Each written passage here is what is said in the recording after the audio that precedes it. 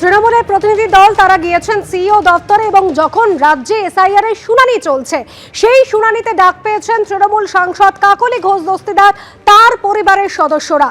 সাংসদের 90 বছর বয়সী মা রয়েছেন, তার মধ্যে 2 চিকিৎসক পুত্র এবং তার বোনকেও এসআইআর শুনানিতে ডেকে পাঠানো হয়েছে। মধ্যমগ্রামের ভোটার তৃণমূল সাংসদের মা এবং বোন। বিজেপির অঙ্গুলি হেলনে এসআইআর এর খসড়া তালিকা তৈরি করা হয়েছে, ইচ্ছে মতো নাম বাদ দিচ্ছে কমিশন, এমনই অভিযোগ তুলেছেন তৃণমূলের সাংসদ। এনুমারেশন ফর্মে 2002 এর কোনো তথ্য দেওয়া হয়নি, সেজন্যই শুনানিতে ডেকে পাঠানো হয়েছে, এমনই খবর নির্বাচন কমিশন সূত্রে।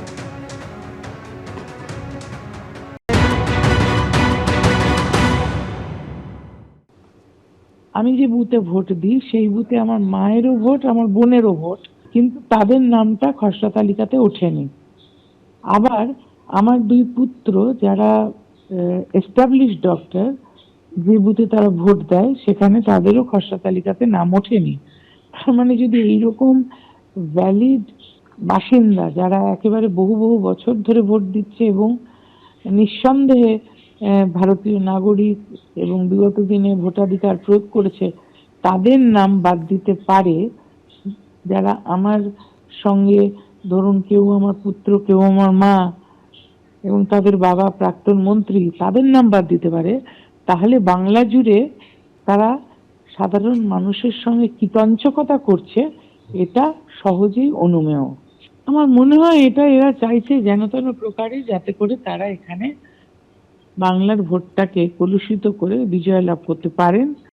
এসআইআর এর শুনানিতে ডেকে পাঠানো নিয়ে তৃণমূল সাংসদ যখন রাজনৈতিক অভিসন্ধি দেখছেন, তখন বিজেপি নেতা রাহুল সিনহা কি বলছেন শোনাবো।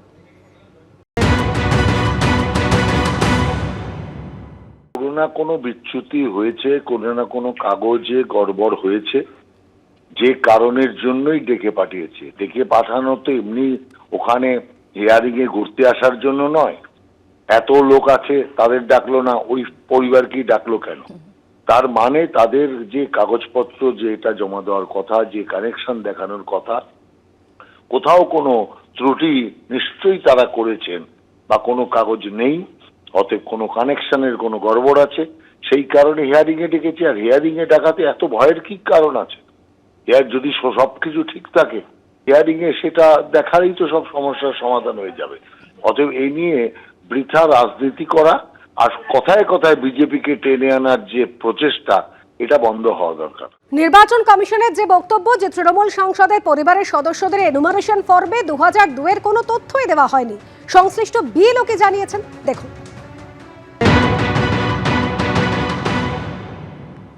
ফর্ম ফিলাপের ত্রুটি থাকার জন্য তো কোনো সমস্যাটা হয়েছে এবং খসড়া তালিকায় তাদের নাম আছে, আগামী দিনে এটা ক্লিয়ার হয়ে যাবে।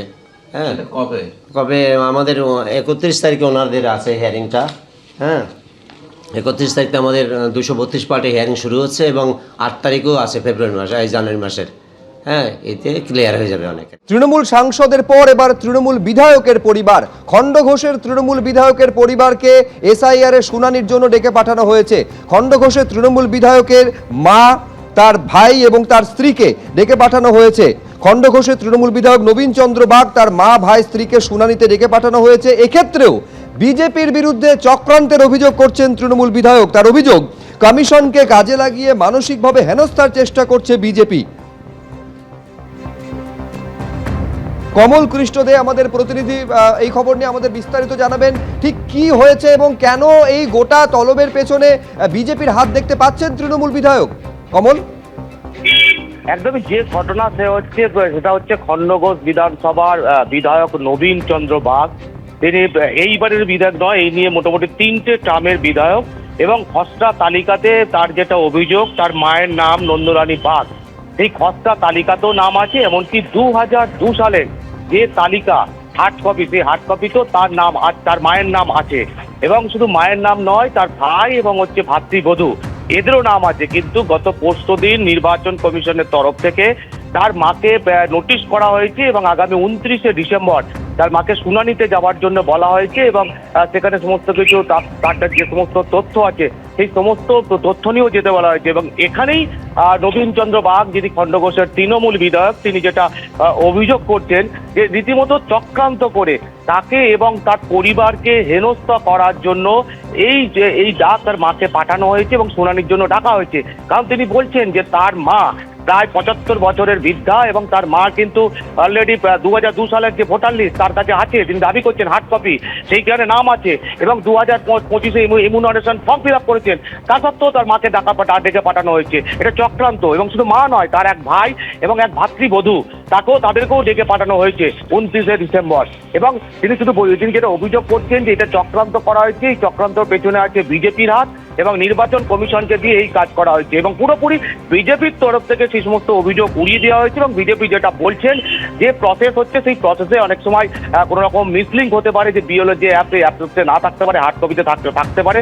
সেই যে সমস্ত কপি আছে সেই কপি নিয়ে গেলেই সমস্ত কিছু মিটে যাবে। এর সাথে কোনো রকম কোনো সমস্যাও নেই, এগুলো অটোমেটিকই সমস্যার সমাধান হবে।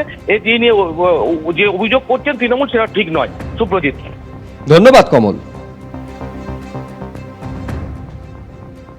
নির্বাচন কমিশনার যেভাবে আজকে হেনস্থা করছে, আমার মা কিন্তু খুব আতঙ্কিত। তার কারণ আমরা কিন্তু বলিনি যে মায়ের 2002 সালে নাম আছে। যারা বিএলও সাহেব আছেন তারা বাড়িতে গিয়েছিল, যাওয়ার পর ওদের যে অ্যাপস আছে সেই অ্যাপসে যখন লোড করছে তখন নট ফাউন্ড দেখাচ্ছে। আমরা ভেবেছিলাম হয়তো 2002 সালে নাম আছে, নিশ্চয়ই হিয়ারিংয়ে ডাকবে না। কিন্তু আজকে সকালবেলায় বিএলওরা এসে হিয়ারিংয়ের জন্য নোটিশ দিয়ে গেছে। এই জন্যই মা কিন্তু খুব আতঙ্কিত। আমরা ভাবছি যে মাকে কীভাবে আমরা রক্ষা করব। কারণ যেভাবে নির্বাচন কমিশনার এই বিজেপির চক্রান্ত করে আমাদের মাকে বা আরও সব যে সমস্ত মানুষরা আছে যেভাবে আজকে হেনস্থা করছে, এই হেনস্থার প্রতিবাদ কিন্তু আমাদের পশ্চিমবাংলার মানুষ দেবে।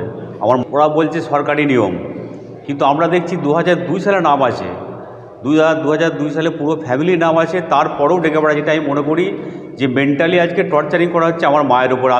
এই মুহূর্তে খবর পাচ্ছি তৃণমূলের একটি প্রতিনিধি দল তারা সিইও দপ্তরে পৌঁছেছে, অর্থাৎ মুখ্য নির্বাচনী আধিকারিকের দপ্তরে পৌঁছেছে তৃণমূলের একটি প্রতিনিধি দল। এই ছবিটা আপনাদের সামনে রাখবো, যেখানে তৃণমূলের প্রতিনিধি দল তারা পৌঁছেছে সিইও দপ্তরে। ছবিটা আপনারা দেখতে পাচ্ছেন একেবারে, যেখানে মলয় ঘটককে দেখা যাচ্ছে, চন্দ্রিমা ভট্টাচার্য, শশী পাঁজা, তারা পৌঁছেছেন সিইও দপ্তরে। আমি রুমা পালের সঙ্গে আরেকবার যোগাযোগ করবো, আমাদের প্রতিনিধি। কি কারণে তারা পৌঁছেছেন রুমা, কি জানতে পারছো? দেখো, 5 জনের প্রতিনিধি দল এসেছেন সিইও দপ্তরে এবং এর আগেও জানিয়ে রাখি যে তারা কিন্তু কয়েকদিন আগে এসেছিলেন এবং সিইওর কাছে তার হিয়ারিং নিয়ে কিন্তু একাধিক তাদের যে বক্তব্য তারা বলে গিয়েছিলেন এবং সেক্ষেত্রে আজকেও কিন্তু তারা মুখ্য নির্বাচনী আধিকারিকের দপ্তরে এসছেন এবং তার সঙ্গে কথা বলছেন। এখনও পর্যন্ত কিন্তু এই বৈঠক চলছে। এর আগেও জানিয়ে রাখি যে এর আগে বারবার কিন্তু তৃণমূলের তরফ থেকে যে প্রতিনিধি দল এসেছিল তারা কিন্তু বলেছিলেন যাতে হিয়ারিং পর্বটা কিন্তু আরও সহজ করা যায়। এমনটা নয় যে কোনো ভোটারকে যাতে হিয়ারিংয়ে ডেকে তাকে হেনস্থা করার বিষয়ের জন্য না হয়, খুব সহজ প্রক্রিয়া যাতে করা হয় এবং বিএলওরা কোনো কিছু সামান্য যদি ভুল থাকে বিএলওরাই যাতে সেই প্রক্রিয়া যাতে সম্পন্ন করতে পারে, সেই ক্ষেত্রে কিন্তু তারা বলে গিয়েছিলেন এবং একাধিক বিষয় তারা তুলেছিলেন। আজকে বৈঠক হচ্ছে, অবশ্যই কিছুক্ষণ পর তারা এসে সাংবাদিকদের মুখোমুখি হবে। আজকের কি বিষয়, অবশ্যই এই বিষয়টা রয়েছে কিনা, যেখানে কিন্তু কাকলি ঘোষ দস্তিদারের যে পরিবারকে ডাকা হয়েছে, কেন এই বিষয়টা রয়েছে কিনা অবশ্যই তাদের কাছে আমরা প্রশ্ন রাখবো। তবে এটা ঠিক যে তৃণমূলের তরফ থেকে যে 5 জনের প্রতিনিধি দল এসছে, এই মুহূর্তে তারা মুখ্য নির্বাচনী আধিকারিকের সঙ্গে বৈঠক করছে। ধন্যবাদ রুমা। এবিপি আনন্দ, এগিয়ে থাকে, এগিয়ে রাখে।